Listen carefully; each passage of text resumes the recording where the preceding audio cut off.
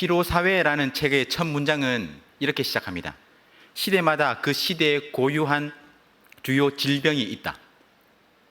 박테리아나 바이러스 같은 경우에는 면역학적 처치로 가능하죠. 물론 코로나19와 같은 새로운 신종, 변종 바이러스가 생겨서 우리가 어려움을 겪고 있긴 하지만 면역학적 처치로 다스릴 수 있습니다. 그러나 오늘날은 신경질환의 시대라고 할 수 있습니다. 자기 스스로의 원인에 의해서 발생하는 신경증적 질병이에요. 다시 말하면 자기 착취에 의해서 질병이 발생한다는 것이죠. 예전에는 A라는 사람이 부를 쌓기 위해서 B라는 사람의 돈이나 물건을 빼앗았습니다. 다른 사람을 착취한 것이죠. 그런데 오늘날에는 지금은 A가 자기보다 부를 더 쌓은 B로 인해 가지고 자신을 더욱더 채찍질하는 거예요.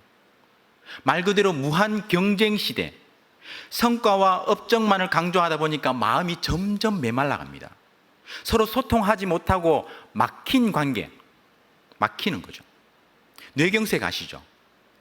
혈액 속에 떠다니는 혈전 따위의 물질이 혈관을 막아서 혈액순환이 안 되는 겁니다.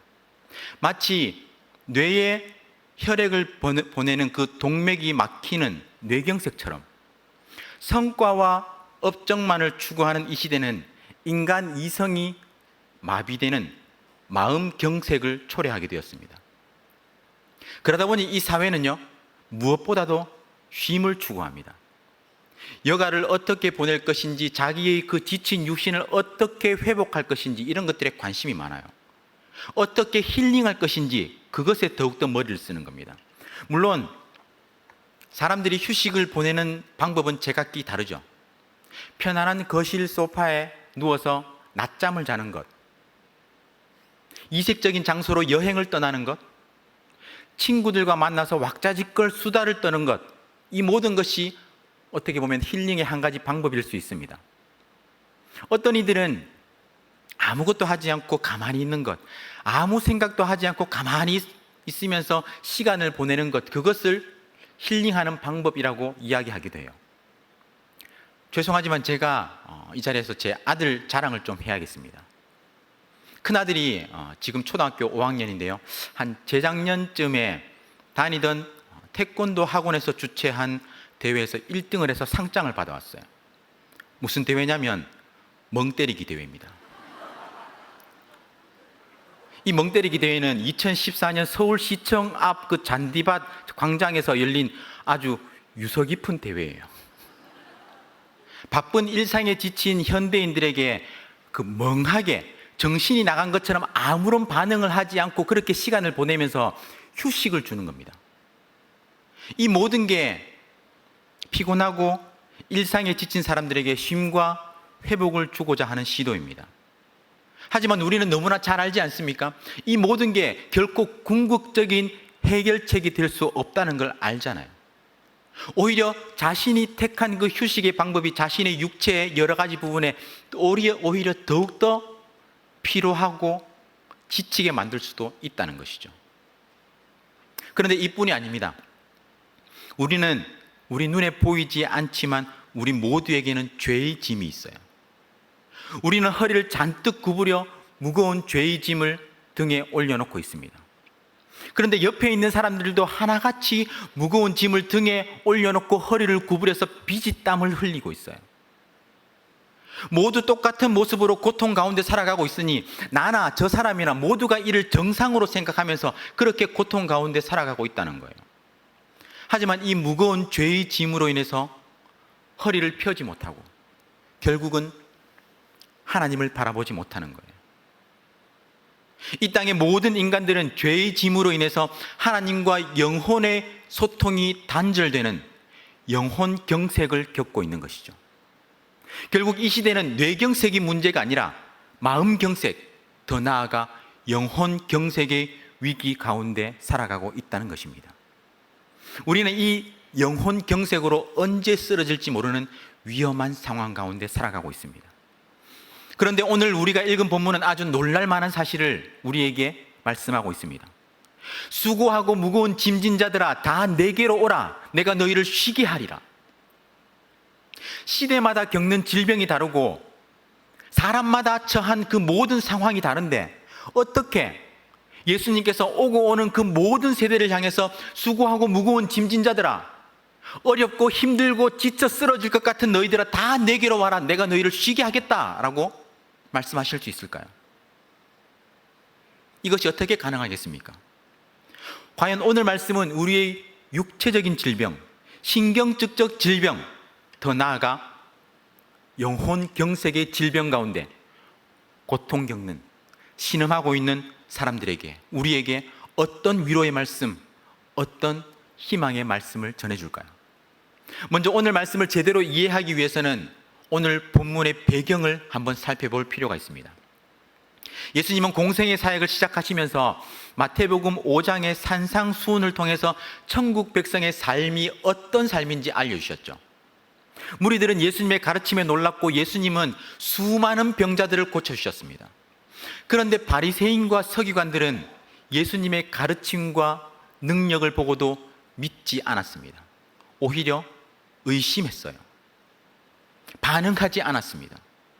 그래서 예수님은 반응 없는 그들에게 이렇게 말씀하셨습니다.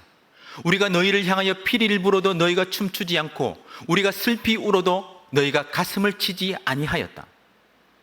예수님 자신과 세례 요한의 그 외침 가운데 아무런 반응이 없는 그들에게 경고하시는 말씀입니다. 세례 요한은 회개하라, 천국이 가까웠다 라고 외쳤습니다. 강력한 심판을 선언하면서 마치 장례식과 같이 가슴을 치면서 회개할 것을 촉구했어요. 반면 예수님은 천국 복음을 전파하시며 모든 병과 모든 약한 것을 고쳐주셨습니다. 천국의 기쁜 소식을 전하면서 마치 결혼식과 같이 기쁨으로 그 잔치 가운데 반응하라고 요구하셨어요.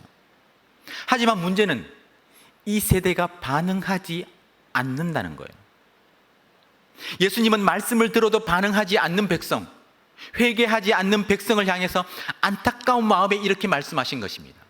피를 불어도 춤추지 않고 슬피 울어도 너희가 가슴을 치지 않는구나. 오늘 본문 직전까지 사람들은 대체로 예수님을 메시아로 수용하지 않는 불수용의 반응을 보였습니다. 그런데 오늘 본문 이후 12장부터는 본격적으로 예수님에 대한 적대 반응이 나타나기 시작합니다.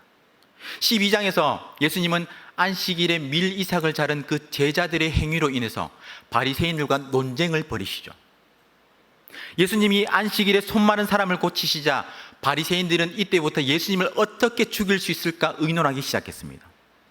예수님이 귀신 들린 자를 고치시자 귀신의 왕 바알세불의 힘을 빌었다고 비난했고, 예수님은 성령을 모독하는 자는 죄사함을 얻지 못한다라고 경고하셨습니다. 예수님께서 이 땅에 오셔서 말씀을 전하시고 기적을 통해서 자신이 하나님의 아들이심을 선포했지만 사람들은 반응하지 않고 의심했습니다. 예수님에 대한 의심이 계속되고 예수님에 대한 거부와 배척, 적대 반응이 점점 심해지기 시작했습니다. 오늘 말씀은 예수님에 대한 불수용이 적대적인 반응으로 나타나던 그 시기에 하신 말씀입니다. 그런데 예수님은 오늘 말씀에 앞서서 아주 아리송한 수수께끼 같은 말씀을 하시죠. 25절인데요. 제가 한번 읽어볼게요. 그때 예수께서 대답하여 이르시되 천지의 주제이신 아버지여, 이것을 지혜롭고 슬기 있는 자들에게는 숨기시고 어린 아이들에게는 나타내심을 감사하나이다. 이것을 숨기셨다 그랬는데 이것이 무엇일까요?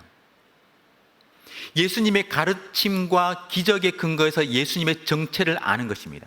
예수님이 이 땅에 구원자로 오셨고 이 땅에 왕으로 오신 것을 아는 것, 그것을 가리키는 거예요. 그런데 이것을 지혜롭고 슬기 있는 자들에게는 숨기시고 어린 아이들에게는 나타내셨다라고 말씀합니다. 무슨 말이냐면 그 당시 율법 전문가들이라고 할 수 있는 바리새인과 서기관들은 스스로를 지혜롭고 슬기 있다라고 생각했습니다. 하지만 율법과 전통에 대한 그들의 잘못된 열심은 그들을 엉뚱한 방향으로 이끌었어요. 하나님을 사랑하는 것이 아닌 그들을 율법의 메인 종과 같은 삶으로 살게 만들었던 것이죠. 결국 그들은 스스로 지혜롭고 슬기 있는 자들이라고 자처했지만 진리에 대해서 닫힌 마음과 닫힌 귀를 가진 자들이었습니다. 그들에게는 예수님을 아는 것이 숨겨졌어요. 반면 어린아이들에게는 나타내셨습니다. 여기서 어린아이는 세상의 눈에는 별 보잘것 없어 보이지만 순수한 믿음을 가지고 하나님의 진리 가운데 나오는 자들을 가리키는 거예요. 어린아이들은 정말 순수하지 않습니까? 어느 집이나 다 마찬가지일 것 같은데요. 아이들이 참 치킨을 참 좋아하잖아요. 제가 하루는 교회에 있는데 저에게 첫째 아들이 문자가 왔어요. 근데 오저치고 이렇게 문자가 온 거예요. 그래서 야, 이게 무슨 말이야? 그랬더니, 오늘 저녁 치킨 고? 이런 말이에요. 그래서 제가 그금거됨 이렇게 보냈습니다. 그러다 금방 거지됨 이렇게 제가 보냈어요. 근데 결국은 제가 치킨 한 마리를 시켜 먹었어요. 그런데 둘째가 치킨을 먹으면서 이렇게 이야기하는 거예요. 야, 아빠 이건 천국의 맛이야 이러는 거예요. 그래서 야, 천국이 뭔지 아니? 이러는 거예요. 우리 윤현부 목사님이 천국이 제일 좋은 거라 그랬어. 그래서 난 천국 갈 거야 이렇게 이야기하는 거예요. 정말 순수하지 않습니까? 어린아이들이 그렇다는 거예요. 이처럼 어린아이와 같은 순수함과 단순한 믿음을 가지고 예수님께 나아온 자에게는 예수님을 아는 것이 주어졌다라는 거예요. 하나님은 교만과 위선 가운데 진리를 거부하는 자들에게는 예수님을 아는 것을 숨기셨습니다. 하지만 어린아이 같은 순수함과 수용성을 가지고 예수님을 찾는 자에게는 그 진리, 하나님의 진리, 예수 그리스도를 아는 그 진리를 나타내신 거예요. 그래서 예수님은 오늘 본문에서 가장 위대한 초청장을 보내고 계십니다. 28절이죠. 28절 다 같이 한번 읽어볼까요? 시작. 수고하고 무거운 짐진 자들아 다 내게로 오라. 내가 너희를 쉬게 하리라. 아멘. 어떤 주석가는요, 이 구절을 마태복음에서 가장 값진 진주라고 불렀습니다. 어찌 보면 복음서의 가장 핵심적인, 아니 성경의 가장 핵심적인 메시지라고 할 수 있어요. 그런데 이 말씀이 구체적으로 무엇을 의미할까요? 우리가 많이 들어본 말씀, 너무나 잘 아는 말씀이지 않습니까? 인생에 있어서 힘들고 지치고 쓰러지려 할 때 예수님께 오면 쉬게 해주겠다는 말씀인가요? 그 모든 것을 다 해결해 주겠다는 예수님의 약속인가요? 물론 틀린 말은 아닙니다. 하지만 그렇게 단순한 말도 아니에요. 예수님께 가면 쉬게 해주겠다는 이 약속은 훨씬 깊고도 심오한 의미를 가지고 있습니다. 성경을 읽을 때는 문맥을 고려해야 한다라고 많이 들어보셨죠. 이 28절의 제일 근접 문맥은요 29절입니다. 29절은 28절의 병행법으로 쓰여졌어요. 병행법이 뭐냐면 어떤 구절을 조금 더 자세하게, 확실하게, 구체적으로 완성시키는 방법으로 글이 쓰여졌다는 거예요. 28절을 헬라어 원어에서 바로 직역을 하면 이렇습니다. 내게로 오라 너희 수고하고 무거운 짐을 진 자들아 그러면 내가 너희를 쉬게 하리라. 우리가 가지고 있는 성경과는 글의 어순이 조금 다르죠. 순서가 다르죠. 그런데 29절을 헬라어에서 그대로 직역을 하면 이렇습니다. 나의 멍에를 메고 내게 배우라. 나는 온유하고 마음이 겸손하기 때문이다. 그러면 너희가 너희의 영혼에 쉼을 얻을 것이다. 뭔가 조금 비슷하지 않습니까? 글의 순서가 비슷하죠. 이걸 좀 더 쉽게 표로 정리하면 이렇습니다. 한번 띄워주세요. 28절 보세요. 28절은 예수님의 초청입니다. 내게로 오라라는 초청이에요. 그런데 그 초청의 이유가 무엇입니까? 너희가 바로 수고하고 무거운 짐을 지고 있기 때문이에요. 그 초청의 결과는요, 내가 너희를 쉬게 하리라 합니다. 그런데 28절에서 29절은 이 28절을 좀 더 분명하게, 확실하게, 구체적으로 보여주고 있는 거예요. 29절은 그 내게로 오라라는 예수님의 초청은 나의 멍에를 메고 내게 배우라라는 말입니다. 그 멍에를 메고 내게 배우는 이유, 근거가 무엇입니까? 예수님은 온유하고 마음이 겸손하기 때문이에요. 예수님의 멍에를 메고 배울 때 그 누리는 결과는 무엇입니까? 너희가 너희의 영혼에 쉼을 얻을 것이다.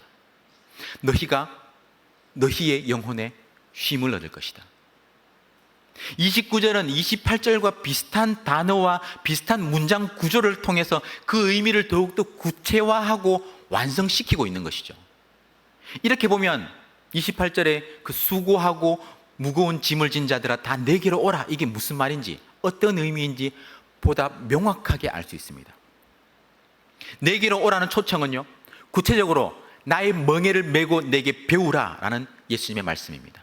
예수님은 내 기적으로 나아오라, 내 능력으로 나아오라 라고 말씀하지 않고 내게로 나아오되 나의 멍에를 메고 내게 배우라 라고 말씀하십니다. 멍에는 우리가 너무 잘 알죠. 소의 목에 얹어서 쟁기나 수레를 끄는 도구입니다. 그래서 보통 멍에라고 이야기할 때는 부정적으로 많이 쓰여요. 짐을 지우는 도구이기도 하고요, 전쟁 포로나 어떤 노예의 목에 얹는 그런 복종과 억압을 상징하는 도구이기 때문이에요. 하지만 또 다른 의미가 있습니다. 멍에는 일을 하기 위한 도구이면서 동시에 일을 쉽게 하기 위한 도구예요. 유대인들이 농사를 지을 때 소 2마리로 하나의 멍에를 매게 합니다. 한 소는 크고 일에 능숙한 소이고 한 소는 작고 일에 서툰 소입니다. 작은 소가 멍에를 맬 때 큰 소와 함께 멍에를 메고 있기 때문에 작은 소에게 그 멍에는 결코 무겁지 않습니다. 작은 소는 그저 큰 소가 하는 대로 따라만 하면 되는 거예요. 큰 소가 가면 가고 서면 서고 큰 소가 돌아서면 같이 따라서 돌아서면 되는 겁니다. 그래서 예수님의 내게로 오라, 내 멍에를 메고 내게 배우라, 이 가르침은 다른 것이 아니라 예수님의 제자가 되라 라는 예수님의 명령입니다. 예수님의 삶을 배워서 따르는 거예요. 예수님의 삶을 배우고 따르는 것은 마치 오케스트라에 비유할 수 있습니다. 오케스트라에 계시다가 다 나가버렸네요. 어디 가시는지 모르겠네요.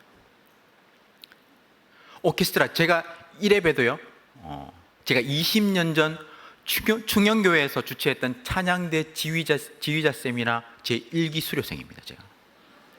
그래서 이 경험으로 모교회에서 제가 찬양대 지휘를 하기도 했고, 유학을 가가지고 정말 사역, 한인 학생들은 한 30가정 정도 되는데 교회는 한 200명 정도의 규모의 한인교회 2군데밖에 없는, 한인들이 많이 살지 않는 그런 동네였거든요.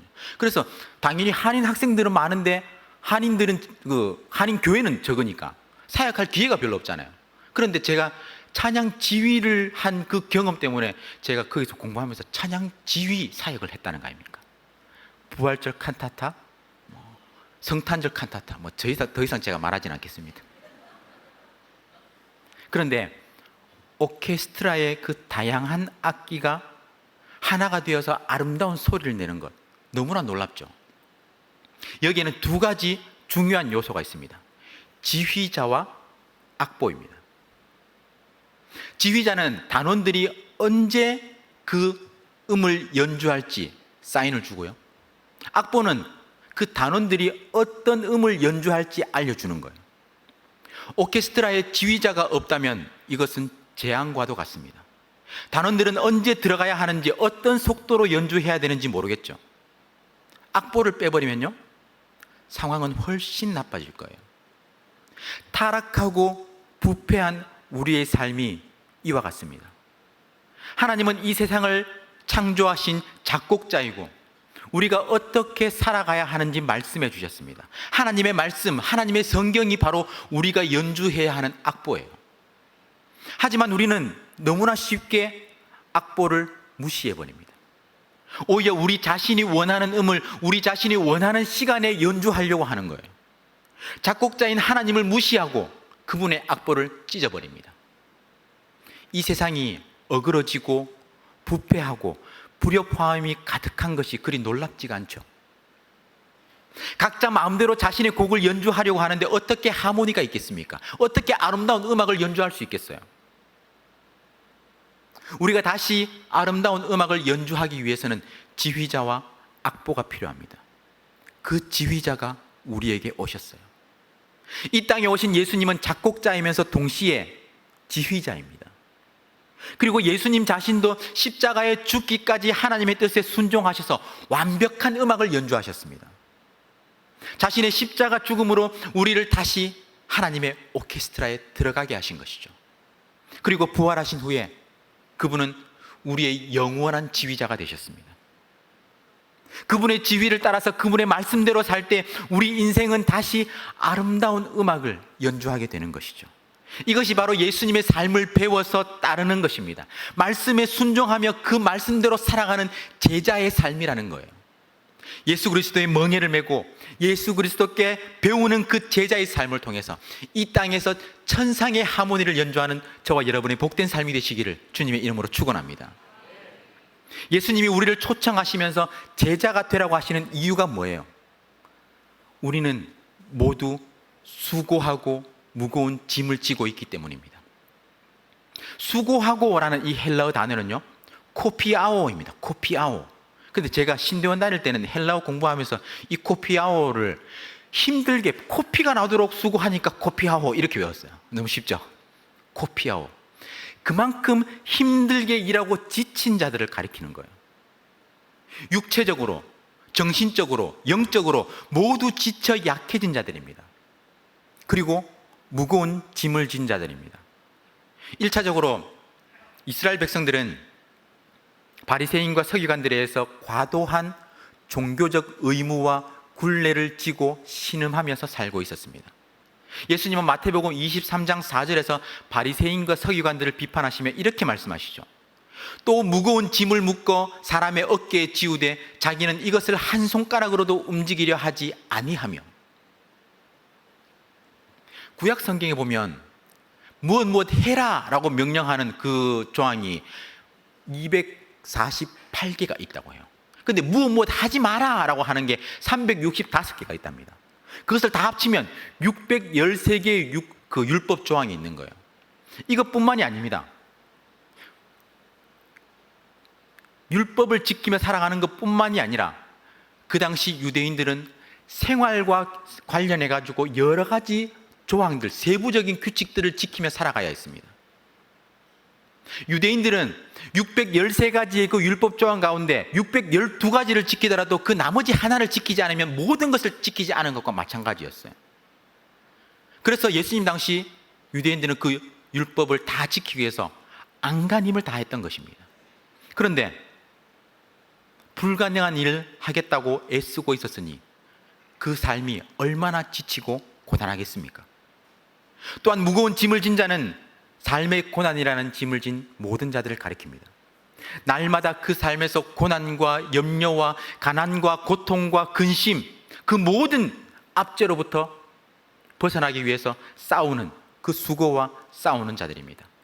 이 수고하고 무거운 짐을 진 자들에게 예수님은 내게로 나오라 라고 말씀하셨어요.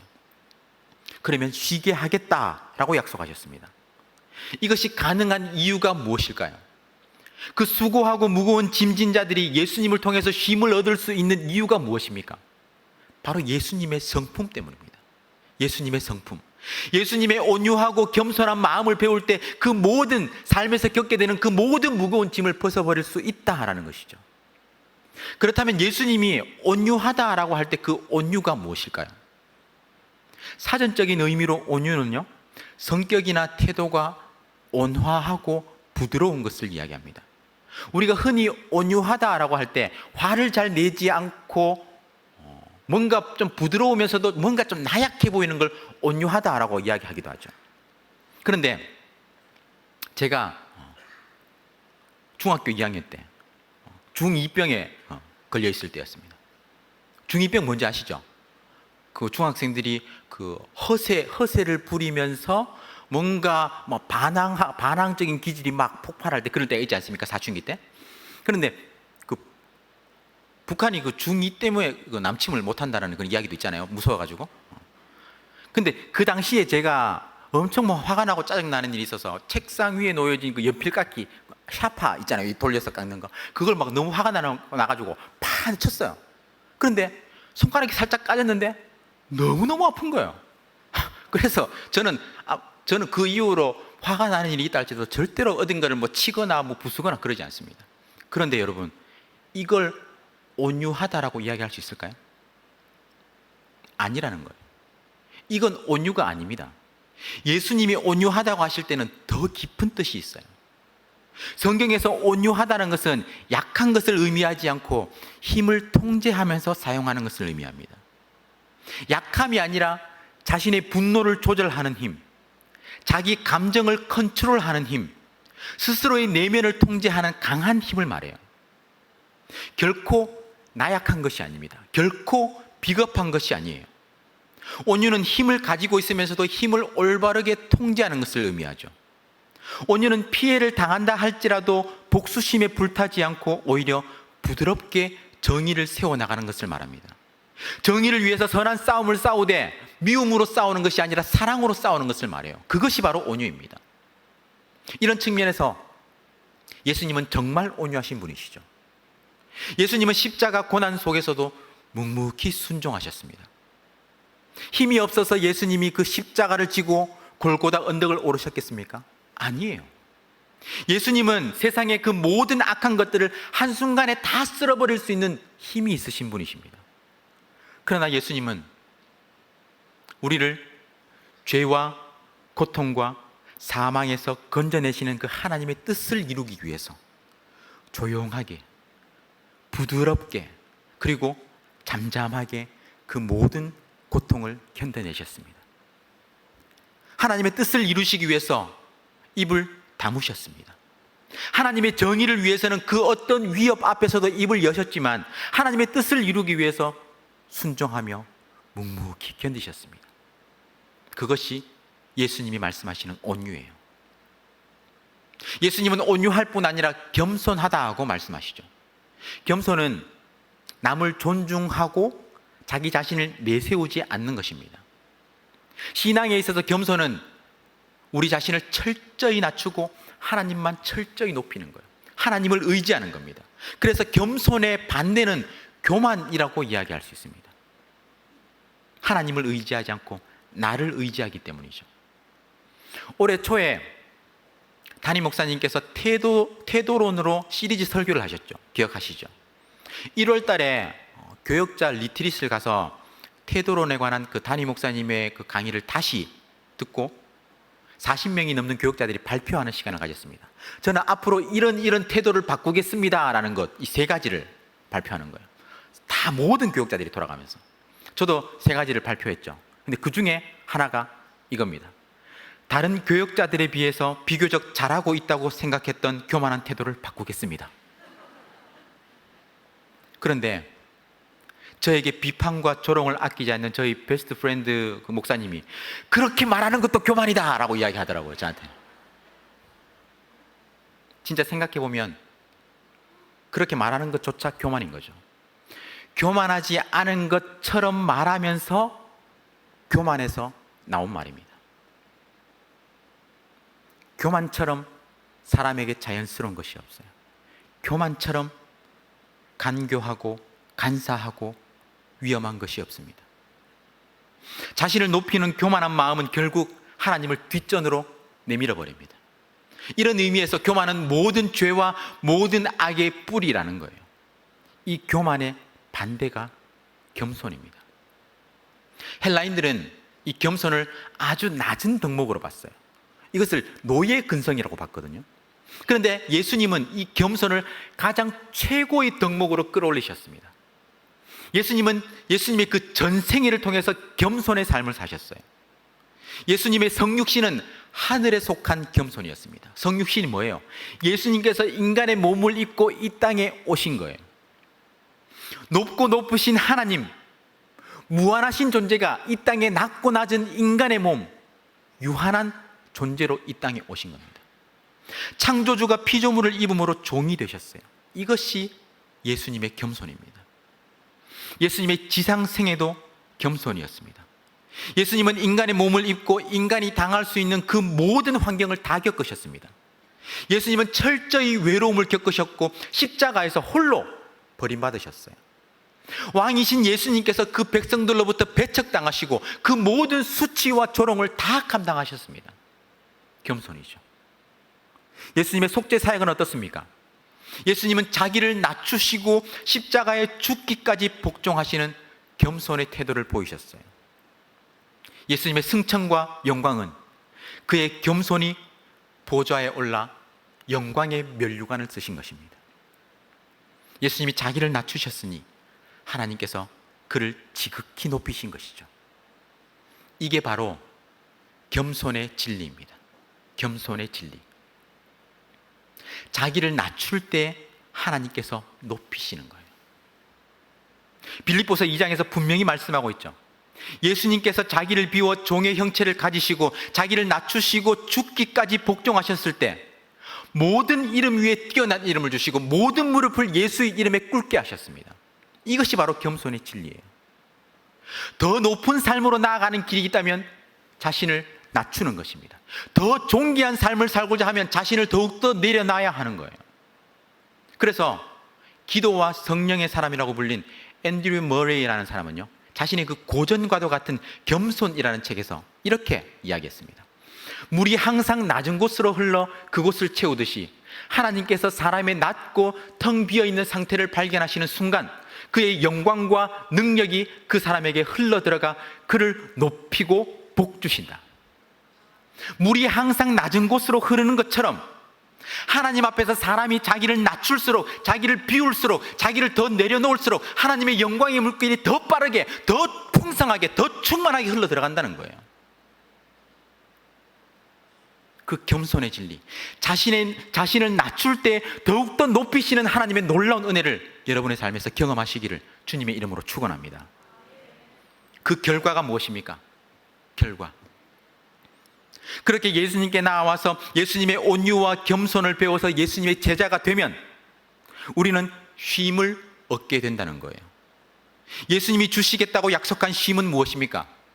28절에는 내가 너희를 쉬게 하리라 라고 나와 있죠. 그런데 병행법으로 쓰인 29절에 보면 너희가 너희의 영혼의 쉼을 얻을 것이다. 너희가 너희의 영혼의 쉼을 얻을 것이다. 예수님이 제공하시는 쉼은 단순히 어떤 규정들로부터 자유롭게 되는 쉼이 아닙니다. 이것 안 해도 된다라는 그런 쉼이 아니라는 거예요. 예수님이 주시는 쉼은 태초에 하나님께서 주신 안식입니다. 창세기의 그 창조 말씀을 한번 떠올려 보세요. 나머지 날들을 묘사할 때 저녁이 되고 아침이 되니 이는 몇째 날이니라, 이 말씀이 계속해서 매일 반복되죠. 그런데 마지막 7째 날에는 이런 끝맺음이 없습니다. 7째 날은 계속된다는 거예요.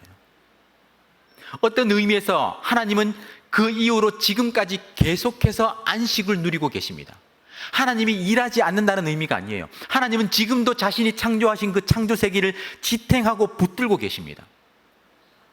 하지만 하나님은 창조 일을 마치고 안식하시며 인간들이 자신과 함께 7째 날을 살고 자신의 안식을 공유하며 철저하게 진정한 안식을 누리기를 원하시는 거예요. 실제로 아담과 하와는 에덴 동산을 거닐며 하나님 안에서 안식을 누렸습니다. 하지만 아담과 하와의 타락으로 인해서 그 참된 안식이 깨져버렸죠. 아담과 하와 이후 우리는 이 땅에서의 모든 수고와 죄의 그 무거운 짐으로 인해서 참된 안식을 누리지 못하고 있는 거예요. 우리 모두가 마찬가지입니다. 하지만 예수님은 자신에게 나아오는 자에게 이 참된 안식, 진정한 안식을 약속하신 겁니다. 이때 기억해야 할 것이 있어요. 내가 너희를 쉬게 하리라 라는 이 예수님의 약속은 궁극적으로 종말론적인 안식입니다. 과거와 현재와 미래에 있어서 성취되는 하나님의 약속이라는 것이죠. 과거 이스라엘은 철저하게 하나님의 약속을 믿고 순종함으로 약속의 땅을 누리는 그 육체적인 안식, 육체의 안식을 경험했습니다. 또한 이 안식은요, 신자가 인생의 고난과 어려움 가운데 주님과 함께 할 때 누리는 안식입니다. 주님이 주시는 그 평안으로 인해서 그 어떠한 삶의 문제 가운데 결코 흔들리지 않고 요동하지 않는다는 의미에서 주님이 주시는 마음의 안식이라는 거예요.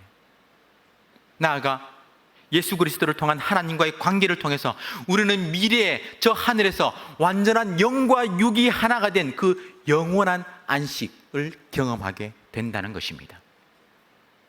예수 그리스도의 참된 제자가 세상이 주는 그 편안함이 아닌 하나님의 평안을 경험하시길 주님의 이름으로 축원합니다. 세상이 줄 수 없는 안식의 기쁨을 저와 여러분의 삶에서 평생토록 누릴 수 있기를 주님의 이름으로 축원합니다. 여기서 마지막 구절에서 기독교 신앙의 역설적인 신비가 나타납니다. 예수님은 내 멍에는 쉽고 내 짐은 가볍다라고 말씀하시죠. 그런데 멍에는 가능하면 안 지는 것이 쉬운 것 아니겠습니까? 멍에를 지는 것 자체가 힘든 일이에요. 하지만 멍에는 긍정적인 의미도 있다고 했죠. 멍에는 어차피 져야 하는 짐이라면 그 멍에를 통해서 짐을 쉽고 가볍게 질 수 있는 거예요. 예수님은 자신의 멍에가 쉽다라고 말씀하셨습니다.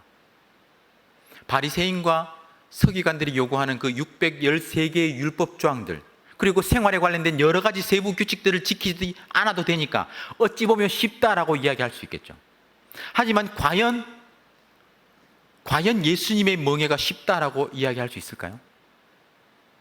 예수님은 가족과 소유와 심지어 자신의 목숨까지도 버릴 각오를 하고 자신을 따르라고 이야기하셨습니다. 그런데 그 예수님의 멍에가 쉽습니까?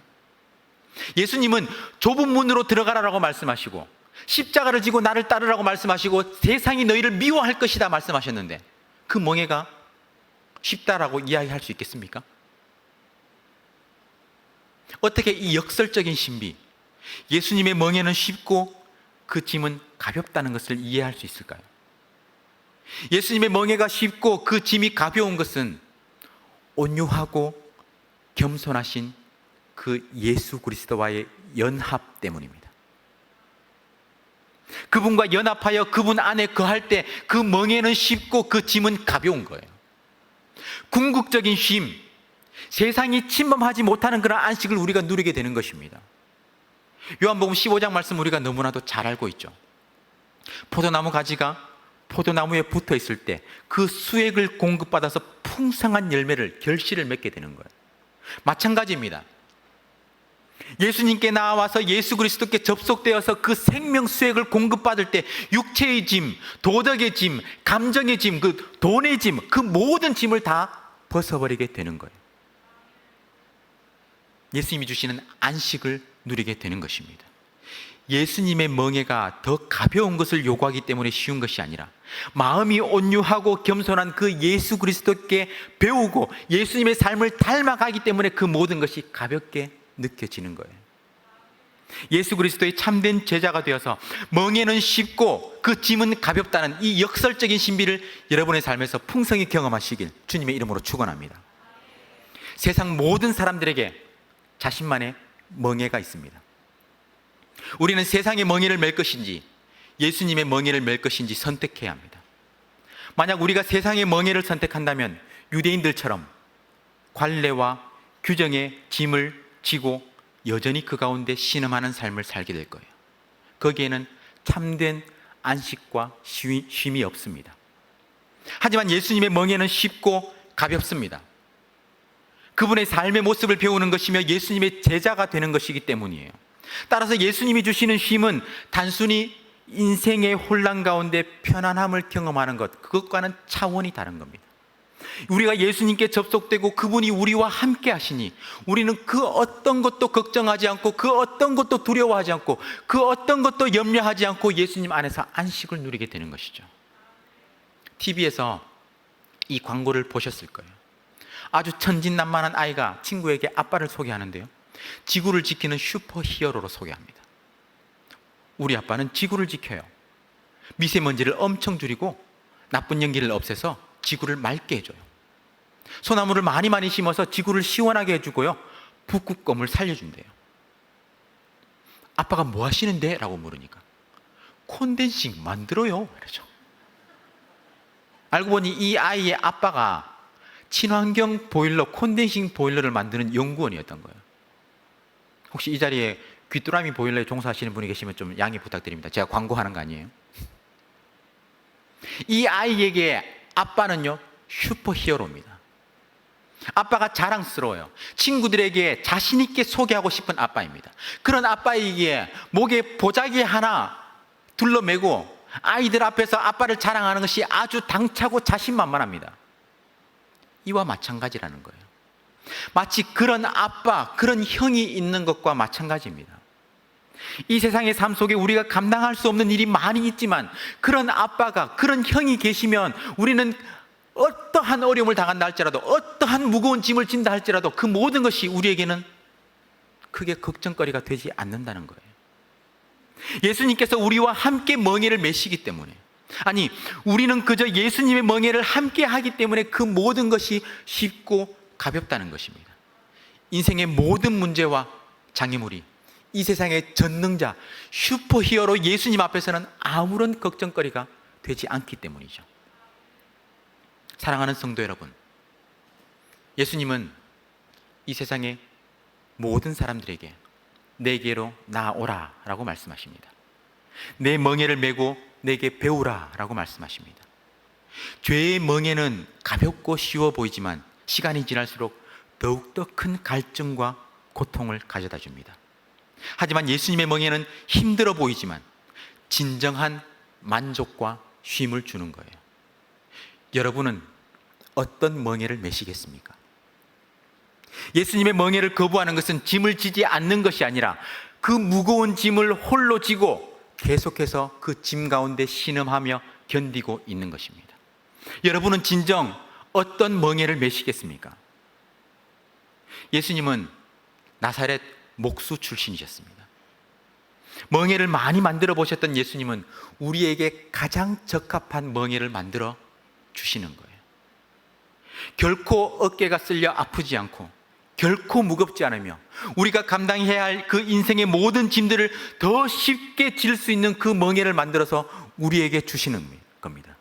그리고 그 멍에를 우리와 함께, 아니 오히려 우리보다 앞서서 그 멍에를 지고 메고 가시는 거예요. 오늘 예수님은 여러분들에게 초대의 손길을 내미십니다. 수고하고 무거운 짐진 자들아 다 내게로 오라. 내가 너희를 쉬게 하리라. 온유하고 겸손하신 그 예수 그리스도의 삶을 따라 그분을 닮아가는 삶을 살아가시길 주님의 이름으로 축원합니다. 이 땅의 모든 수고와 무거운 죄의 짐으로 힘들고 지친 우리에게 초청장을 보내시며 우리를 초대하시는 그 예수 그리스도의 그 음성 가운데 반응하시는 저와 여러분 되시기를 주님의 이름으로 축원합니다. 뇌경색, 마음경색을 넘어 영혼경색에 메마르고 콱 막힌 이 시대, 주님께 나아가 주님께 접속되어 여러분의 인생과 영혼에 확 뚫리는 고속도로를 달리는 저와 여러분의 복된 인생이 되시기를 주님의 이름으로 축원합니다.